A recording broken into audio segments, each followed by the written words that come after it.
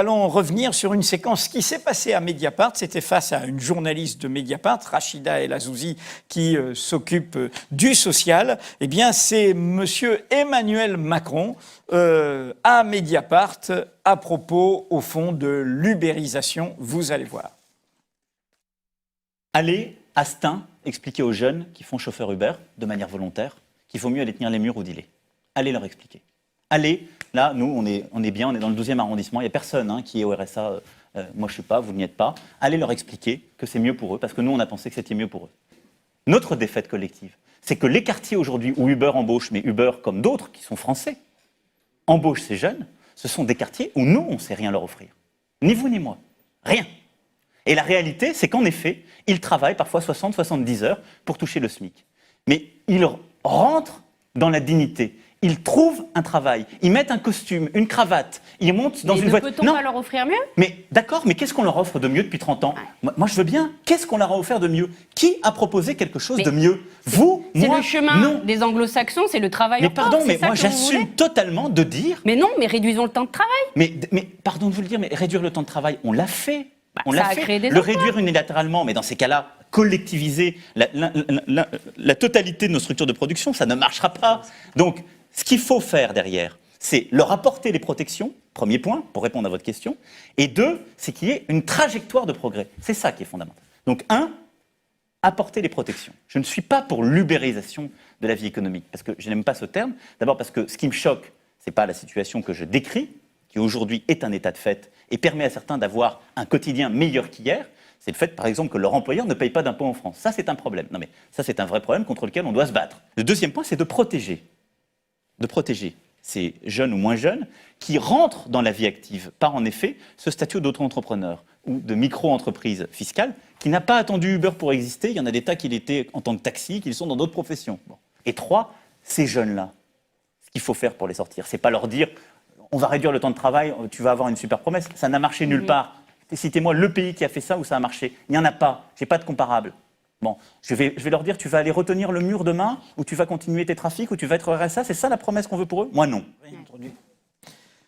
Voilà, nous poursuivons cette soirée, les quartiers populaires à l'heure de la présidentielle, faire entendre la voix des quartiers, la voix qu'on n'entend pas dans les médias dominants, dans les médias en flux. Nous sommes donc à Mediapart pour une soirée spéciale avec le Bondi Blog. Je suis avec Nassira El Mouadem qui est sa directrice et je te laisse présenter ce troisième temps, entreprendre dans les quartiers populaires.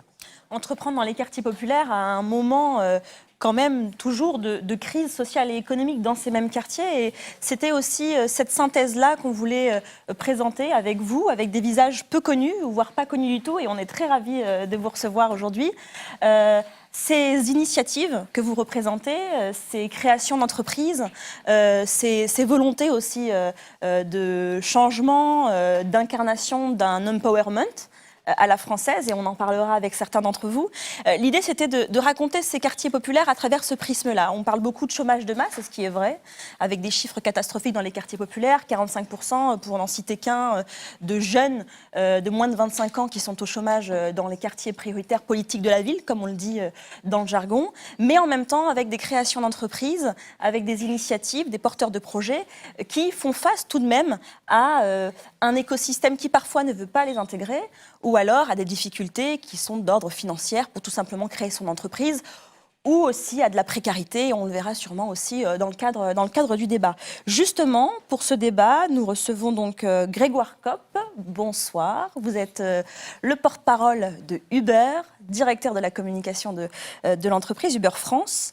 À vos côtés, Sarah Ouattara. Bonsoir, on va se tutoyer, on se connaît. Tu es entrepreneur, tu es fondatrice de Samara Conciergerie qui est située à Aubervilliers et tu nous en parleras un petit peu plus tard dans le cadre de la soirée. Mohamed Gheli, bonsoir. Bonsoir. On se connaît aussi, tu es investisseur, président de l'association ID Sevran et tu es aussi initiateur de la Start-Upper Academy, le premier concours de start-up en Seine-Saint-Denis. On en parlera évidemment un peu plus tard. Mariam Tigani-Mine. Bonsoir, nous connaissons également. Tu es entrepreneur cofondatrice de babelbusiness.com, qui est une plateforme d'aide à la création d'entreprises, et tu es aussi chargée d'enseignement au Centre pour l'entrepreneuriat pour Sciences Po. Et enfin, Sarah Abdelnour, bonsoir. Bonsoir. Vous êtes maîtresse de conférences en sociologie à l'Université Paris-Dauphine et vous êtes spécialiste de l'auto-entrepreneuriat et auteur du livre « Moi, petite entreprise ». Merci à vous d'être avec nous ce soir. On a 45 minutes de débat devant nous. On a entendu tout à l'heure Emmanuel Macron, Grégoire Kopp, vous représentez Uber France ici. On a entendu un discours très positif, optimiste d'Emmanuel Macron sur cette question de l'ubérisation, sur cette question d'Uber, ces fameux chauffeurs que nous connaissons, nous, beaucoup en Seine-Saint-Denis, puisqu'on les croise. Et en même temps, il nous dit, Emmanuel Macron, ancien ministre, que c'est quand même difficile, qu'il faut travailler 60, 70 heures par semaine pour pouvoir faire un chiffre d'affaires raisonnable. Avec toutes ces difficultés que vivent ces chauffeurs Uber, qu'est-ce que vous leur proposez ? Quel est votre discours pour les attirer Je pense que c'est assez dans les quartiers simple. populaires? Alors, effectivement, parfois, il faut beaucoup travailler et ces chiffres ne sont pas toujours la réalité parce qu'il y a autant de chauffeurs que de réalités différentes. Mais finalement, ce n'est pas très compliqué, il n'y a pas de stratégie pour attirer des chauffeurs qui viennent des quartiers. Quelle est la seule possibilité aujourd'hui en France de travailler où on ne regarde ni votre nom, ni votre prénom, ni votre sexe, ni votre adresse, ni votre CV? Mais il n'y en a pas tant que ça. Et c'est simplement ça. En lançant cette possibilité de travailler à la demande pour permettre plus de mobilité, et on s'est rendu compte petit à petit qu'effectivement, à l'immense majorité, les personnes qui venaient pour devenir chauffeurs de VTC provenaient des quartiers. Et il n'y a pas eu de stratégie particulière. C'est un constat qu'on fait aujourd'hui. Et du coup, ça nous renvoie à certaines responsabilités dans l'accompagnement de ces chauffeurs. On se rend compte que c'est aussi une manière assez simple, finalement, d'accéder à l'entrepreneuriat.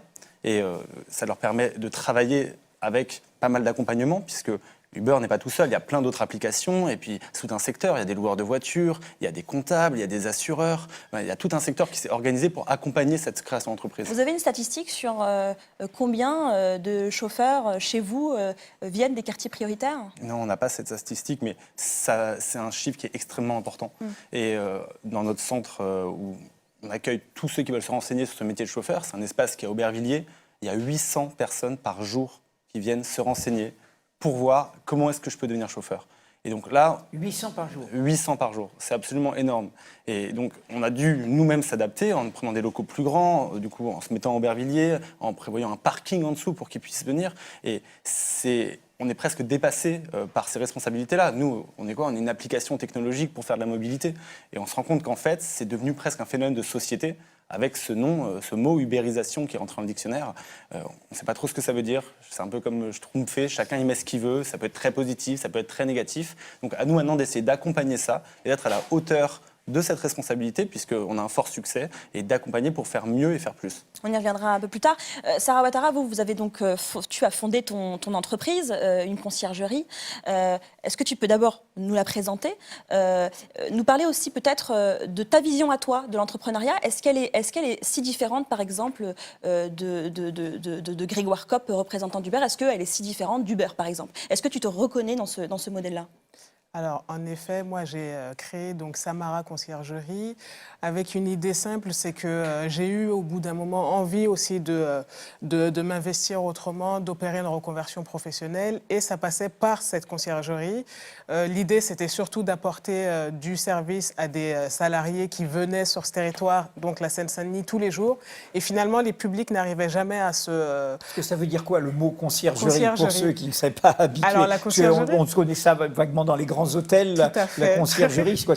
On peut demander un renseignement? Tout à fait. Alors l'idée, en fait, c'est en effet emprunté au Palace. J'apporte tout un tas de services qui viennent faciliter le quotidien des salariés. Ça peut passer du pressing au lavage auto, à l'ostéo, tous les besoins qui peuvent satisfaire leurs besoins pour le coup. Mais je voulais aller au-delà de ça. Développer une conciergerie d'entreprise, ça ne m'intéressait pas. Développer une conciergerie d'entreprise qui permette au public de se parler, qui permette aussi de contribuer au développement d'un territoire, c'est ce qui m'intéressait le plus. Alors le concept, c'est uniquement de mobiliser des acteurs du territoire, artisans, commerçants, c'est ça, artistes, tout ce que moi j'appelle des talents locaux, les mettre au service de ces salariés et permettre enfin qu'il y ait un échange entre ces différents publics. Oui, parce que ces salariés, en fait, grosso modo, ils viennent quand même souvent de Paris. Oui. Ils viennent dans les entreprises qui se sont installées, les fameuses grandes entreprises, les grands comptes qui sont installés en Seine-Saint-Denis pour profiter d'un foncier pas très cher. Et ces gens-là, en fait, ils ne font que venir. Et l'idée, c'était de leur faire profiter aussi des talents du territoire, comme tu dis, et du coup, de créer du service. Exactement. L'idée, c'est qu'en effet, on quitte son RER le matin et on retourne le soir par le même RER en ayant une grande appréhension quand on traverse la ville. L'idée, c'est de se dire, ici, il se passe des choses géniales. Ici, vous pouvez découvrir des talents vraiment particuliers. Arrêtez-vous, prenez du temps. Prenez le temps. Et finalement, ça marche bien, en fait, parce que, en effet, on est aussi, c'est une petite entreprise. Il y a tout le parcours de créateur d'entreprise, notamment quand on est issu de ces quartiers, qui peut être difficile. Mais on a des retours qui sont plutôt positifs. Je pense qu'il y a beaucoup d'appréhension qui nécessitent... Moi, je suis juste un facilitateur, en fait. Je permets juste à des gens d'échanger. Et Nassira demandait par rapport à Uber. Oui. Parce que tu fonctionnes aussi via une plateforme, enfin, tu as ta propre plateforme, et c'est aussi l'idée d'Uber. Est-ce que ce modèle-là, il t'inspire, ou est-ce que, au contraire, il te donne un peu des frissons, ou il t'érupte le poil? C'est une très bonne question parce que en s'installant, on a pu voir le passage d'Emmanuel Macron que j'avais vu lors de la première diffusion, et en effet, ça me fait réagir parce que quand on parle de jeunes voyous, dealers, teneurs de murs, etc., qui finalement ont trouvé une carrière chez Uber. Je pense qu'on n'est jamais une entreprise, on n'est jamais fier de dire bah, oui, moi j'ai des voyous et des teneurs de murs dans mes... En tout des jeunes. En effet, et pour le coup, pour moi, peut-être que c'est une statistique que vous pouvez contredire, mais il me semble qu'il y a également beaucoup de personnes qui sont qualifiées, diplômées et qui ont cette solution-là pour devenir des entrepreneurs. Et là où je reviens sur la question qui m'a été posée, c'est que finalement, je ne pense pas que quand on est diplômé d'un bac plus 4 ou 5 ou d'une licence ou même moins diplômé, qu'on ait pour aspiration de devenir un chauffeur privé. Je pense que quand on s'adresse à Uber, on a juste envie d'être un chef d'entreprise, donc de vivre de cette activité, de la voir se développer davantage, de pouvoir acheter un bien immobilier par ce biais-là. Et je pense que peut-être c'est comme ça aussi que vous pouvez et que vous le faites, peut-être que vous les accompagnez à devenir des entrepreneurs, des chefs d'entreprise, plutôt que de simples et uniques chauffeurs. Effectivement, on se rend compte que c'est souvent un premier pas. Il y a 40% des chauffeurs qui travaillent avec nous qui auparavant étaient au chômage. Et dans ces 40%-là, la moitié était au chômage de longue durée. Donc c'est déjà énorme, mais ça veut dire que les 60 autres %, ils avaient un autre boulot auparavant. Ou pour une petite partie, ils n'est même pas inscrit au chômage. Et donc du coup, il y a tout type de profil, mais c'est souvent une première étape. On n'a pas la conviction qu'être chauffeur VTC, c'est un destin de carrière ad vitam aeternam. Ça peut arriver pour certaines personnes qui s'y plaisent, mais pour la plupart des autres, qu'ils soient jeunes, en milieu de parcours ou en fin de carrière, c'est juste un tremplin ou une étape. Mais alors comment ils évoluent du coup au sein d'Uber? Parce que Uber, ça date pas d'hier, maintenant ça fait quelques années. Du coup, est-ce que vous avez des exemples concrets à nous donner sur des chauffeurs qui sont devenus cadres, par exemple, chez vous? Alors, il y a des chauffeurs, d'ailleurs, je suis accompagné ce soir de Youssef, un de mes collègues qui s'occupe de cet espace d'accueil des chauffeurs. Le centre d'Aubervilliers. Qui, lui, était chauffeur aussi au départ, maintenant, il y a quelques années. Donc oui, ça peut être aussi bien en interne chez Uber, mais également beaucoup en externe. Il y a beaucoup de chauffeurs qui ont monté des boîtes, alors des boîtes dans le secteur du transport, mais dans plein d'autres secteurs, parce qu'en fait, ils se sont mis en fait, le pied à l'étrier. C'était un moyen de se lancer et de se dire, voilà, je ne suis pas obligé de rester avec mon environnement extrêmement clos, mes amis. J'ai découvert autre chose et en fait, ça m'a donné beaucoup d'autres envies. C'est une exception... Le monsieur qui dirige le centre d'Aubervilliers. Oui, en interne chez Uber, nous sommes 120 employés aujourd'hui en France. C'est beaucoup, c'est pas non plus énormément. Il y en a d'autres, il y en a de plus en plus, notamment effectivement au contact des chauffeurs, parce que c'est eux qui connaissent le mieux la réalité.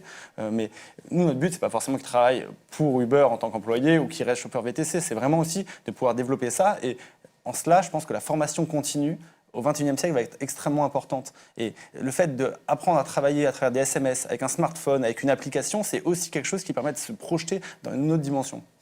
Mohamed Vili, on va te donner la parole. Donc, tu es investisseur, tu as beaucoup de casquettes. Tu es président d'une association, Idées Sevran. Tu as créé donc, la Start-Upper Academy, un concours d'accompagnement de porteurs de projets dans le 93.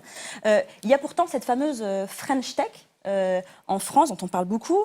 Est-ce que ça veut dire que avec ce concours que tu as lancé, est-ce que ça veut dire que l'écosystème aujourd'hui, technologique, français, n'intègre pas en fait les talents des quartiers populaires, les talents qui viennent d'ailleurs et qui a fait que tu as créé, toi, ton propre concours?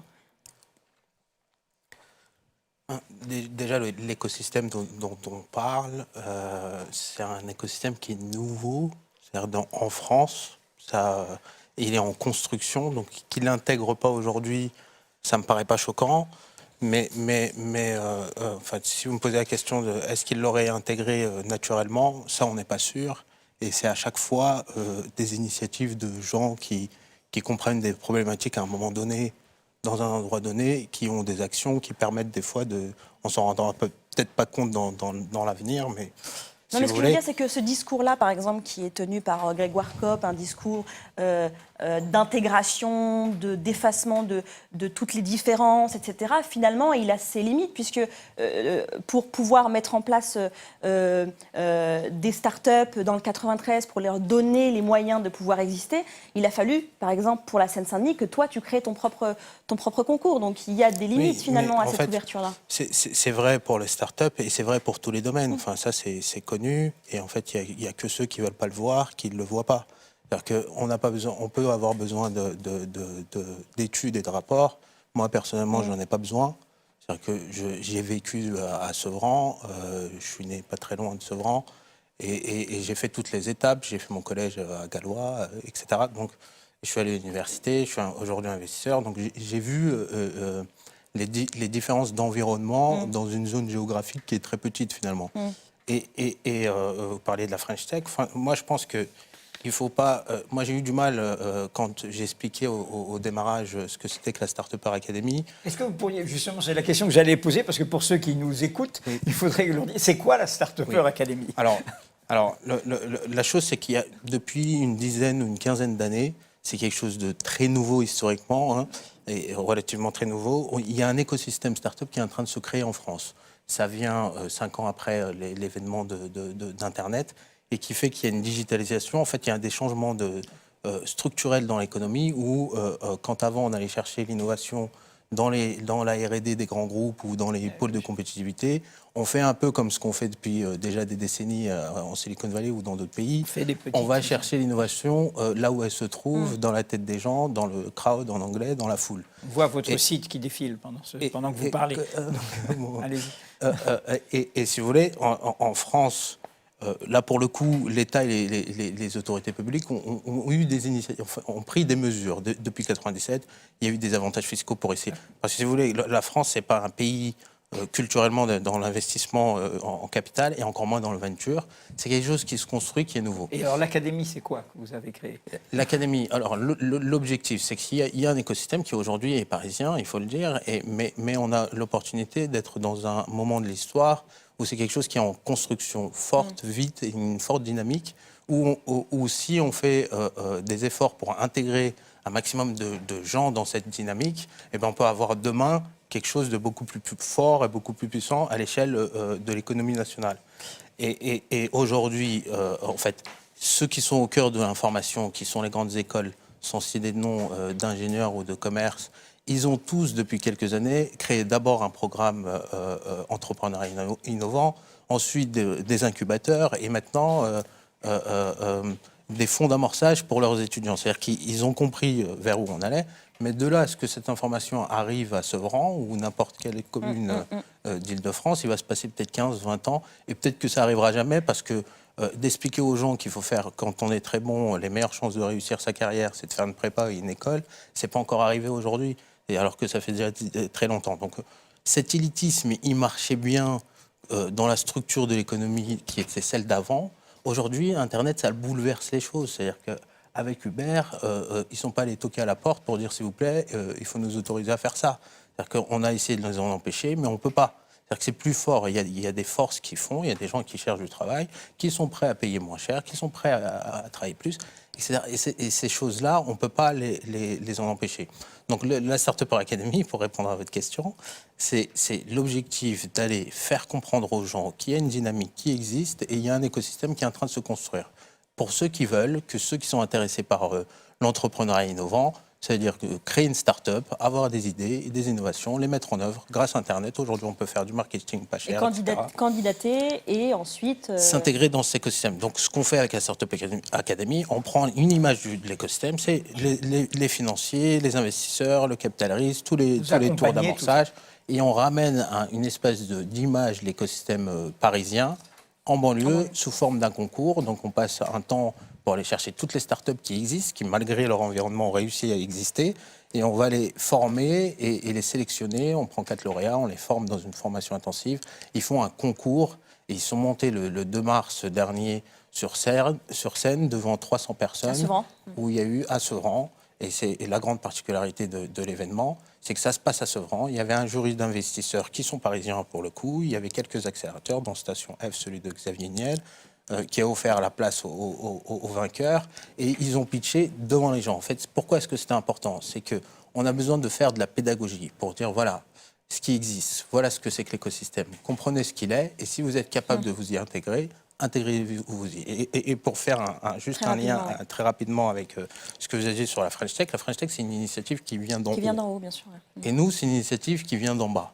Et je pense qu'on ne pourra jamais coller les deux bords si on n'a pas les deux et qu'on n'arrive pas à faire des liens et des canaux pour créer. Et ce que je n'arrivais pas à faire comprendre, tout le monde écrivait, après que j'aurais expliqué ce que c'était que la Startup Academy, il faut des structures d'accompagnement dans les banlieues. Et c'est absolument pas ce que je dis, et je ne l'ai jamais dit.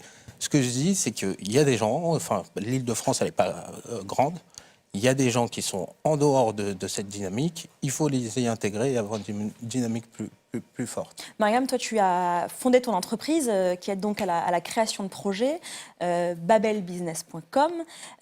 Dans une tribune au Bondi Blog en janvier dernier, tu écrivais... Je précise juste que le site, pour oui, ceux qui voudraient aller voir, est en Il est en travaux, maintenance, tout à fait. actuellement, parce qu'on a envie, on entend babelbusiness.com, il est en travaux, mais très vite on pourra aller voir. Hein. Bien sûr. Voilà, pardon. Et donc dans cette tribune du Bondi Blog, au Bondi Blog, en janvier dernier, tu écrivais, je te cite, « Il faut que les entrepreneurs de banlieue cessent de vouloir se faire accepter par un écosystème qui ne veut pas d'eux et ne voudra jamais d'eux. » Oui, j'étais très radicale. Je rebondis un peu sur ce qui a d'abord été dit. Oui. C'est vrai qu'on a l'impression d'entendre qu'avant Uber ou avant la Startup Academy, il n'y avait pas d'entrepreneurs en banlieue. Ce que j'expliquais justement dans cette tribune, c'est que on entreprend en banlieue depuis des années. Depuis des décennies. Des décennies, exactement. Parce qu'on a effectivement des personnes qui font face à un marché du travail qui est discriminatoire. D'ailleurs, on ne peut pas retirer ça à Uber, d'accepter des gens qu'on ne veut pas sur le marché du travail, leur proposer d'abord du travail, ensuite effectivement des perspectives entrepreneuriales. À quel prix aussi Ça, c'est un autre sujet.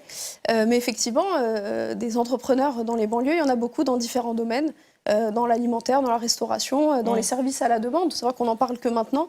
On trouve ça disruptif, mais du transport à la demande, il y en avait aussi. Il y avait des taxis, ce qu'on appelait les taxis clandestins. On avait aussi de la réparation téléphonique à la demande. On a même des chichas livrés à la demande. Donc ça peut paraître très folklorique, mais en tout cas, c'est un business. Il y a un besoin qui est identifié. Il y a un service ou un produit en fait, qui est proposé. Et voilà, vous avez un consommateur.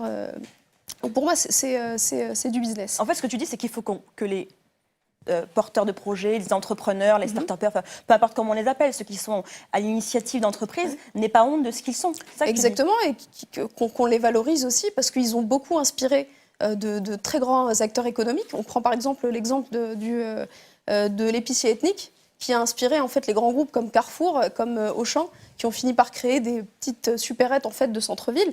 Les Carrefour City, les Dailymonop, ça sort pas de nulle part, ça sort véritablement de l'ingénierie économique qui a été développée par l'épicier, qui savait en fait stocker des marchandises dans un tout petit local, qui savait faire crédit, qui savait ouvrir jusqu'à pas d'heure.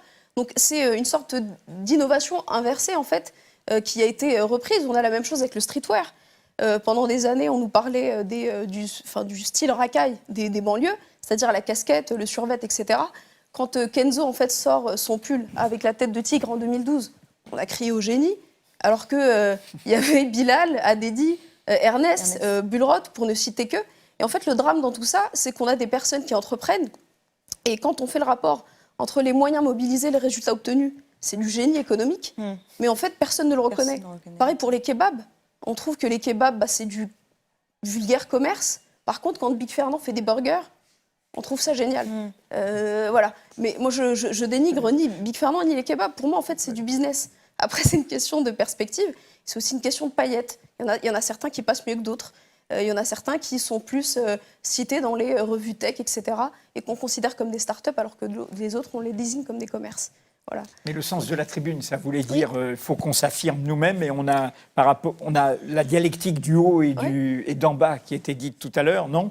Parce que je pense que là, la French Tech a lancé une initiative qui s'appelle French Tech Diversité pour avoir rencontré les porteurs en fait, de ce projet. Ils sont de bonne foi et moi, je les crois. Mais vous savez, même quand vous faites le chemin classique de la prépa de l'école, quand vous allez voir des fonds, je parle de mon cas personnel. Des fonds d'investissement pour Des fonds d'investissement, la première question qu'on vous pose, c'est vous venez d'où? Vous avez fait comment pour rentrer dans cette école? Ah, vous êtes d'origine marocaine, parce que j'étais à Marrakech, le couscous, il était divin. Donc à un moment donné, ça a l'air fou, mais ça se passe. Je vais bien prendre votre carte, pas de problème. Donc vous voyez un peu le niveau. Donc, et je ne suis pas la seule. Donc à un moment donné, en fait, quand on ne veut pas de vous, faut bien faire les choses et pas attendre en fait qu'on veuille de vous, parce qu'on fait du business, on ne demande pas l'aumône. C'est ce que je disais d'ailleurs une fois à un investisseur. Ouais. Justement, ça me permet de rebondir là-dessus. Sarah Abdenour, on a entendu l'ancien ministre Emmanuel Macron qui, en fait, dans son discours, nous dit que les banlieues, les quartiers populaires, en réalité, vont être sauvés grâce à l'entrepreneuriat, vont être sauvés grâce à des entreprises comme Uber. C'est un peu le discours tenu. Comment ce discours politique il est apparu en France et surtout, comment il évolue depuis? Alors, effectivement, moi, ce que je trouve intéressant, c'est qu'on on le voit sur le plateau, il y a des formes très diverses de ce qu'on met derrière entrepreneur, parce que les chauffeurs Uber sont administrativement, pour une partie d'entre eux, des auto-entrepreneurs, mais ils ne sont pas du tout dans la démarche entrepreneuriale. Alors, il y a des SASU, oui, mais c'est juste que c'est ce qu'on... Aujourd'hui, auto-entrepreneur, les gens l'entendent dans un sens de créateur de petites activités, donc peu importe l'intitulé juridique. Mais c'est vrai qu'ils ne sont pas forcément... Mais on va sortir du cas d'Uber pour ne pas faire un bouc émissaire absolu.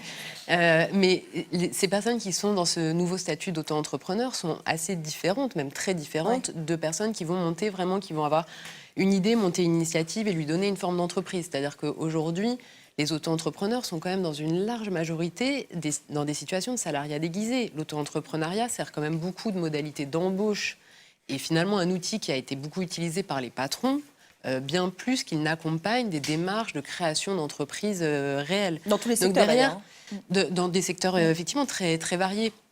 Donc cet intitulé d'entrepreneur, moi typiquement, dans nos recherches en sociologie, je vais assez peu le reprendre, puisque je vais plutôt parler de travail indépendant, ou préciser le statut juridique des personnes. Mais cet intitulé d'entrepreneuriat il est quand même assez idéologique. Il accompagne un mouvement de politique publique qui est apparu à la fin des années 70, qui disait, bon voilà, on se retrouve face au chômage, est-ce que les gens ne pourraient pas un peu se débrouiller tout seuls? C'était vraiment la politique économique libérale de la fin des années 70, c'est-à-dire vraiment, est-ce que les chômeurs ne peuvent pas se prendre en main tout seuls? Donc ça apparaît à ce moment-là. C'est typiquement le discours d'Emmanuel Macron, c'est ce qu'il dit. Alors avec un déplacement quand même depuis cette fin des années 70 où on visait surtout les cadres en leur disant en fait vous avez les ressources de monter votre propre activité et derrière d'employer des gens. Et puis depuis cette fin des années 70, un discours qui s'est quand même plutôt déplacé vers les classes populaires. Donc où il ne s'agit plus de monter une activité pour des personnes qui ont des ressources, des contacts, des compétences, mais de dire à tout le monde, débrouillez-vous, prenez-vous en main, créez une activité ou du moins faites quelque chose qui va vous permettre d'augmenter votre pouvoir d'achat. C'est vraiment une politique de soutien au pouvoir d'achat en temps de crise. Et un petit peu comme le disait Emmanuel Macron, qui se dessaisissait un petit peu politiquement en disant finalement on ne sait rien faire de mieux, en prenant quand même un peu à partie la journaliste alors que c'est lui qui était aux responsabilités et pas elle, mais en disant voilà on sait rien faire de mieux, bon peut-être qu'on pourrait quand même espérer faire quelque chose de mieux et qui va donc quand même miser sur sur ce désarroi, c'est-à-dire qu'on parle beaucoup aussi de ce que Uber ou d'autres entreprises apportent à des personnes qui sont discriminées dans les quartiers populaires. Il me semble quand même que c'est beaucoup les chauffeurs qui amènent quelque chose à Uber. C'est-à-dire qu'ils amènent quand même, sortir du cas d'Uber, mais qui amènent quand même la valeur de leur travail à une entreprise qui quand même tire son profit de cette activité de travail sans pour autant salarier les chauffeurs puisqu'ils sont à leur compte. Donc ces plateformes et ces nouvelles formes de travail sont quand même... des structures qui se déresponsabilisent quand même d'une partie. C'est-à-dire elles ne possèdent pas les voitures, c'est quand même les chauffeurs qui s'endettent. Donc dire mettre le pied à l'étrier, pour certains, c'est aussi mettre un boulet à la cheville. C'est-à-dire qu'on rencontre quand même des chauffeurs... Et d'ailleurs, certains avec des disent collègues, qu'ils n'arrivent plus du tout à tenir le rythme financier et qu'ils abandonnent parce que c'est un coût beaucoup trop important et une charge beaucoup trop importante. Si c'est le cas, c'est un échec. En premier pour Mais nous. c'est le cas Parce que pour comme certains. vous le C'est pas dites si très c'est le cas, ça Non, existe. mais si, quand c'est le cas, Ah dans oui, les cas où ça arrive, c'est un échec pour nous. Si jamais, avec toute la technologie qu'on développe, un chauffeur qui fait l'effort de devenir chauffeur de VTC, soit pour lui-même, soit pour un patron, et c'est là qu'il y a le plus de problèmes, quand il y a une intermédiaire qui s'est créée, s'il arrête de faire ce métier, on est les premiers à perdre. Et nous, voilà c'est ce que pas vous vous qui proposez. subissez le coût de l'endettement de la voiture, ni du fait que la personne arrête son activité. Vous n'avez pas de frais de licenciement, Tout est vous n'avez pas catastrophique pour d'endettement. Bah, C'est quand même lui qui en paye Non, mais- les frais. Et si ça arrive, c'est catastrophique pour lui comme pour nous. Parce que tout ce qu'on aura fait pour convaincre un chauffeur de le devenir et pour l'accompagner dans cela, on aura tout fait à perte. Donc personne n'est gagnant. Où je ne suis pas d'accord avec vous, c'est que 87% des chauffeurs qui bossent avec nous nous disent que le premier avantage, c'est d'être son propre patron. Et donc, ce qu'on pense, nous, c'est que puisque aujourd'hui la technologie permet de travailler à la demande, eh ben, il ne faut pas se dire que c'est moins et moins. Ça peut être plus et plus d'avantages de liberté, effectivement, ce mot de liberté, travailler quand on veut, mais aussi, pourquoi pas, plus d'avantages, et notamment en termes de protection sociale. Et ça, il faut le construire. Et là, il y a un effort intellectuel à faire qui est de passer du fait de dire les salariés sont protégés, les fonctionnaires sont protégés, les entrepreneurs indépendants ne le sont pas. Et ça fait 50 ans que c'est le cas. Et là, on parlait d'épicier avant. Combien d'heures fait un épicier? Combien d'heures fait un taxi? Parce que les taxis, on ne s'en est pas préoccupé pendant 50 ans. Combien d'heures fait un boulanger? Et ça, on n'en a jamais parlé. Si Uber peut permettre de mettre un coup de projecteur sur les indépendants et qu'on crée une meilleure protection sociale, des droits au chômage, un droit à la formation continue, eh bien, tant mieux. Mais si- C'est intéressant parce que ce que vous venez de dire par rapport à ce que vous développez dans votre livre, qui est à partir de vos travaux de recherche, moi, petite entreprise, parce que vous dites, voilà, il faut inventer des protections, parce que la thèse du livre, ou la conclusion du livre, un petit peu, c'est de dire, en fait, derrière cette apparente modernité, c'est un retour à un modèle ancien, c'est-à-dire, en fait, c'est le travailleur indépendant, entre guillemets, il est sur le marché du travail sans protection. Et je vous cite, le modèle ancien, celui où les travailleurs se vendent directement sur le marché en étant payés à la tâche et sans être couverts par le droit du travail. Mais c'est vrai que dans ces nouvelles formes de l'économie numérique, on voit parfois un fonctionnement qui semble ressembler quand même à ce qui se passait du temps des débuts de l'industrie, la proto-industrialisation, où il y avait ces intermédiaires qui faisaient faire à la pièce du textile, etc. Finalement, les personnes travaillaient à domicile, comme une partie de ces petits entrepreneurs, alors pour le coup pas les chauffeurs. Et puis on a cet intermédiaire qui est le tâcheron qui vient un peu centraliser, après récupérer les commandes et les livrer aux propriétaires de l'entreprise. Et on avait donc ce travail qui a été interdit. C'est-à-dire qu'on a estimé à un moment que ce système était dangereux, que les personnes travaillaient à domicile, c'est-à-dire n'étaient pas couverts. Et au moment où on a construit la responsabilité de l'employeur dans le cas d'accident du travail, on a construit la protection sociale, ce système ne pouvait plus tenir. Donc c'est vrai qu'on a peut-être l'impression de retour d'une boucle. Et alors, je trouve ça intéressant qu'effectivement, on mette le projecteur sur le travail indépendant. Mais dans quelle mesure les plateformes pourraient tenir, leur modèle économique pourrait tenir si on appliquait par exemple le salaire minimum, les congés payés, s'ils payaient eux-mêmes la protection sociale des salariés, parce que pour le moment, quelques réformes qui sont proposées, c'est de dire aux travailleurs, vous pouvez souscrire à une protection privée, et dans ce cas, l'employeur pourrait participer un petit peu, ce qui est quand même pas la base d'un vrai modèle social protecteur pour ces indépendants. Mais surtout, c'est la question du salaire minimum. C'est-à-dire que si le modèle de ces plateformes tient, ou si les auto-entrepreneurs peuvent se lancer dans des activités, c'est parce que ces activités ne sont potentiellement pas rentables dans un système salarial protecteur avec un salaire minimum. C'est ce que disaient certains des promoteurs de l'auto-entrepreneur, de dire qu'ils regrettaient qu'il n'y ait plus de porteurs de valises à la gare de Lyon, ou enfin voilà, des métiers qui sont des métiers d'ancien temps qui ne sont pas rentables, c'est-à-dire qui n'assurent pas un salaire minimum et dont aucun employeur ne veut assurer la responsabilité. Donc, Juste peut-être Des réactions à tout ça. des réactions à ça et aussi peut-être, parce qu'il ne nous reste pas beaucoup de temps, il y a quelque chose quand même d'important chez vous trois, à la fois Sarah, Mariam et puis Mohamed, sur l'attachement au territoire, sur le fait de vouloir faire en sorte qu'en Seine-Saint-Denis ou ailleurs, on puisse faire profiter de vos initiatives, de vos projets, à la fois le département de la Seine-Saint-Denis pour toi Sarah, les gens qui y habitent, les petites entreprises avec lesquelles tu travailles, que ce soit dans la restauration ou le mécanicien, etc. Peut-être nous dire quelques mots là-dessus, rebondir sur ce que vient de dire peut-être Sarah et puis nous parler de cet attachement-là justement. Alors, en effet, l'idée, moi je me suis lancée dans ce projet toujours avec l'esprit de me dire je ne veux pas, et je ne vise pas Hubert dans ce propos, je ne veux Mais surtout un petit pas, peu quand même. je ne veux surtout pas exploiter les personnes avec qui je vais travailler, les personnes à qui je vais apporter des affaires. Donc il était hors de question de déterminer des termes de nos échanges, de nos collaborations qui mettraient en péril l'activité de l'artisan ou du commerçant avec lequel je travaille. On est bien d'accord, je peux vous rassurer, c'est une continuité pour nous aussi. Non, mais nous avons vu les revendications sociales d'Hubert ce soir. Effectivement, il faut l'écrire. Et en effet, comme je le disais en introduction, ça aurait pu être un tout autre projet, mais il fallait que ce projet intègre mon attachement à ce territoire. C'est vrai aussi que ce qui m'a poussé là-dedans, et on est en plein dedans, en pleine période électorale, j'en avais assez d'entendre plein de personnalités dire les Français pensent que les jeunes des quartiers devraient faire ça, les femmes devraient plus...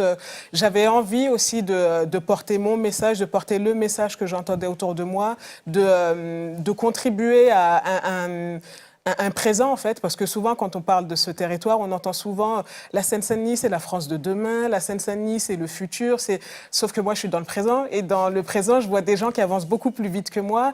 Et, c'est la question de la visibilité. C'est ça, exactement. Et des gens qui sont comme moi et qui restent encore dans la pénombre, pour le coup. Et j'avais envie, à travers, quand on décide d'être entrepreneur, on a envie de foncer, d'ouvrir des portes, etc. Et on a la possibilité de le faire parce qu'on a pris le risque de soit se planter, soit de réussir. Et quand on réussit, on entraîne aussi beaucoup de monde avec soi. Et c'était mon objectif.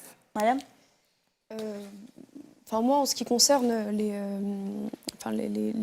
banlieues, enfin, les quartiers populaires, pardon, moi, j'ai toujours été frappée par le fait que c'était des viviers de haut potentiel dans un domaine aussi concurrentiel et sélectif que le sport. Le sport de haut niveau, le sport professionnel. Et je me suis toujours demandé en fait comment en fait on n'arrivait pas à avoir la même chose dans d'autres secteurs moins compliqués, notamment l'entrepreneuriat. Comment on n'arrivait pas en fait un peu à sortir la crème de la crème. Et en fait c'est juste une question de moyens et aussi de sélection. Enfin et surtout les critères de sélection qui sont plutôt basés sur la performance, sur le mérite dans le domaine du sport. Ouais. Et c'est pour ça aussi que j'ai créé Babel Business. C'est pas mon premier business d'ailleurs, c'est le troisième. Et c'est un business en fait qui permet de sportifier justement le business, histoire d'apporter un peu de méritocratie là-dedans et de dire voilà on prend parce que les personnes qu'on accompagne en fait c'est des personnes qui effectivement veulent se lancer dans l'entrepreneuriat pour gagner un complément de revenu ou un revenu dans le meilleur des cas ou tout simplement se réaliser parce que ça peut sembler bizarre mais il y a des personnes pour qui faire du business ça peut être une thérapie. Ça peut être un moyen de sentir leur emprise sur le monde qui les entoure. Ça peut être un moyen de faire autre chose. Et c'est pour ça que je fais ça. Effectivement, je fais ça dans les quartiers populaires, mais je peux aussi faire ça en fait, dans des zones rurales ou ailleurs. D'ailleurs, on ne fait aucune distinction. On prend les gens, quelle que soit leur origine sociale, leur sexe, leur niveau de langue, leur capital. Voilà, donc ce n'est pas uniquement des jeunes désœuvrés ou qui ne trouvent rien à faire. C'est vraiment toutes les personnes. Mais effectivement, voilà, cette idée de sportification, c'est-à-dire aller détecter des potentiels, aller exploiter ces potentiels et leur montrer et leur dire, en fait, c'est pas parce que en fait, tu es né dans un quartier pourri que tu peux pas rien faire. Pour nous, elle est très importante. Voilà. Mohamed ? Oui, je pense que les discussions, ils montrent... en fait, ils parlent de flexibilité du travail. On sait que chez nous, en France, on est très rigide et que si on voulait mettre un prix du travail pour faire le plein emploi, on descendrait forcément en dessous du SMIC dans l'état actuel. Et des plateformes qui sont nouvelles, en fait, c'est des questionnements sur la manière de travailler. On ne sait pas ce que ce sera demain. Peut-être que le CDI n'existera plus et peut-être qu'on sera juste... En fait, avec la digitalisation, ce qui se passe, c'est qu'il y a des gens il y a des fonctions qui avaient des légitimités avant, qui sont dans le business pour les taxis, mais même sur les fonctions de l'État, qui ne sont plus légitimes. C'est-à-dire que les gens vont pouvoir se débrouiller eux-mêmes. Quand on avait besoin d'un tiers de confiance, il y a un moment, et ça a été vrai pour les banques, etc., avec, vous avez entendu parler des nouveaux, de la blockchain, etc. Et dès qu'on n'a plus besoin de tiers de confiance, eh bien, tout dépend soit de l'économie, soit des autorités qui vont disparaître coûte que coûte. Et pour répondre à la question du chômage et pourquoi est-ce qu'on a besoin de baisser le prix pour mettre tout le monde au travail, enfin, il y a deux raisons à ça. Deux grossières raisons à ça. Ça fait plusieurs décennies qu'on a 10% de chômage. Dans ce chômage-là, il y a un chômage qui est structurel. Dans les quartiers, c'est quand même beaucoup plus.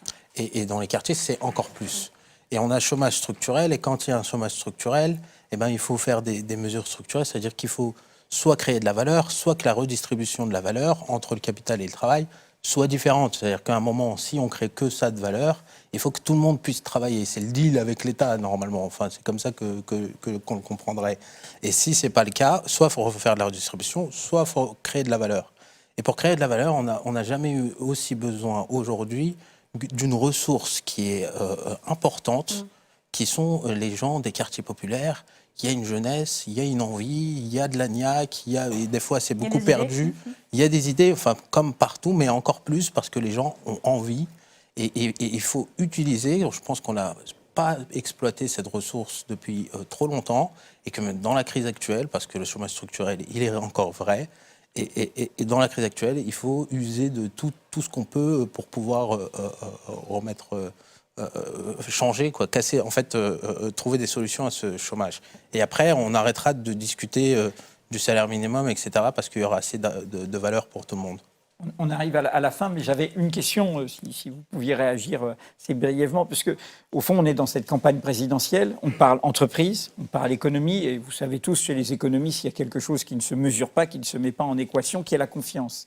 Quel est votre sentiment d'entrepreneur, les mains dans le cambouis de ces questions de dynamisme économique, de l'impact que peuvent avoir des discours politiques, de stigmatisation, de division du pays, y compris sur l'activité économique? Ou est-ce que c'est neutre?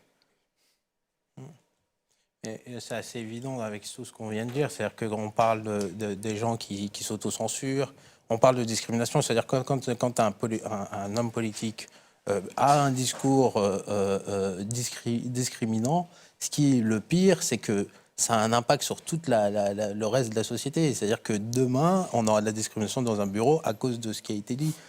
C'est la démocratisation de... À un moment, il faudra qu'on arrête de parler de banlieue, de jeunes, de si.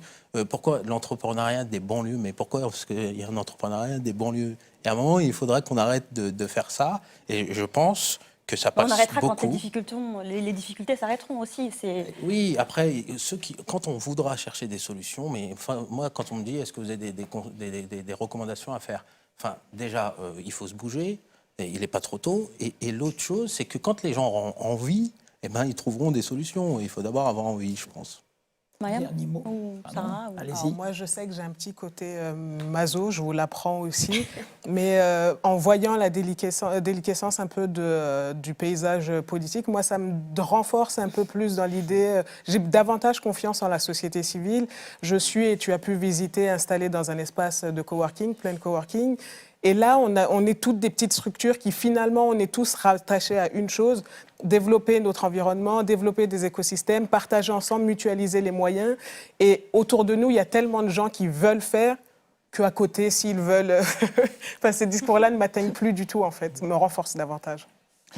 En deux mots, nous, ce qu'on perçoit chez Uber, c'est un dynamisme incroyable. Et ce n'est pas des jeunes de banlieue, c'est des jeunes, c'est des gens qui ont envie de se bouger. Et si un discours est anxiogène, décliniste, qu'on dit que votre travail n'est pas très bien, au lieu de parler de ce qui va bien et de dire on va créer mieux, avec des nouvelles protections, ben oui, ça tape et ça, malheureusement, ben, ça inhibe un petit peu toute cette envie qui est là. Et donc nous, Uber, on n'est pas grand-chose, on est un moyen comme un autre, d'essayer de s'en sortir, qui a pris beaucoup d'importance maintenant. Il y a quand même 17 000 chauffeurs VTC qui bossent avec nous, 25 000 en France en 5 ans. Et quand Uber s'est lancé, François Hollande n'était pas encore président, à peine, il l'était. Donc on a le même âge que le quinquennat Hollande. Et voilà, ben nous on a fait tout ça en si peu de temps, il y a plein de choses à améliorer, on va essayer de les améliorer, mais c'est déjà ça. Faites en sorte aussi, c'est ce qu'on disait tout à l'heure, que les Bac+4, Bac+5 qui sont chauffeurs par défaut, parce qu'ils n'ont pas trouvé autre chose, puissent du coup intégrer le management, l'encadrement et peut-être prendre votre place aussi. Mais alors là, avec grand plaisir, je laisserai ma place avec grand plaisir. Dès qu'il y a une bonne personne qui arrive motivée, envoyez les CV. Vous pouvez très bien. Attention, on recherche quelqu'un à la communication en ce moment chez Uber, c'est vrai en plus. Tiens. Dernier. Moi, peut-être la réaction serait de dire de ne pas non plus tomber dans une nouvelle imagerie comme ça un peu mythologique de ce que sont que les habitants des quartiers populaires. C'est-à-dire que ce n'est pas que chômage ou entrepreneuriat. C'est-à-dire qu'il y a tout plein d'autres formes d'initiatives économiques, mais aussi des initiatives citoyennes, solidaires. L'entreprise capitaliste n'est pas forcément l'alpha et l'oméga aussi de l'organisation sociale. On l'a vu dans le premier plateau avec des membres d'associations qui sont motivés aussi par d'autres choses. Donc je pense que c'est vrai que là, on a un plateau qui est organisé autour de cette question de l'entrepreneuriat, mais c'est vrai qu'il faudrait aussi sans doute parler de l'emploi dans d'autres formes d'entreprises, dans des coopératives, dans des associations, dans les administrations publiques, dans les hôpitaux de ces zones aussi. C'est-à-dire qu'il y a toutes ces autres formes d'emploi et ne pas réduire la question de l'autonomie au travail indépendant, parce qu'on peut être très autonome dans d'autres formes d'emploi, et ne pas réduire la question de l'initiative au fait de monter une entreprise sous sa forme capitaliste. Je pense qu'il faudrait peut-être Mariam, le mot de la fin pour finir ce tour. C'est vrai que sur les questions politiques, je me rapporte plutôt en fait à des politiques plutôt locales en fait, aux élus locaux, aux politiques publiques, à ce qu'on appelle en fait la politique de la ville, qui effectivement depuis ces dernières années met le paquet sur toutes ces questions d'entrepreneuriat, de création d'entreprises, de création de revenus, voire de compléments de revenus, et où on est plus en fait dans le réel, même s'il y a encore beaucoup de choses à améliorer. Parce que malheureusement, en fait, beaucoup d'élus sont à côté de la plaque. Mais en tout cas, il y a une réelle volonté en fait, de vouloir faire quelque chose. Il y a des moyens qui sont mis à disposition, pas toujours à bon escient, mais en tout cas, des choses en fait, essaient de se faire. Concernant en fait, l'échelle macro, à l'échelle macro du politique, moi, je me prononce, moi, j'attends rien des politiques, très honnêtement. J'attends strictement rien des politiques. Et je pense que, voilà, on a à nous de faire des choses et de faire en sorte que ça bouge, quoi. Merci à vous cinq.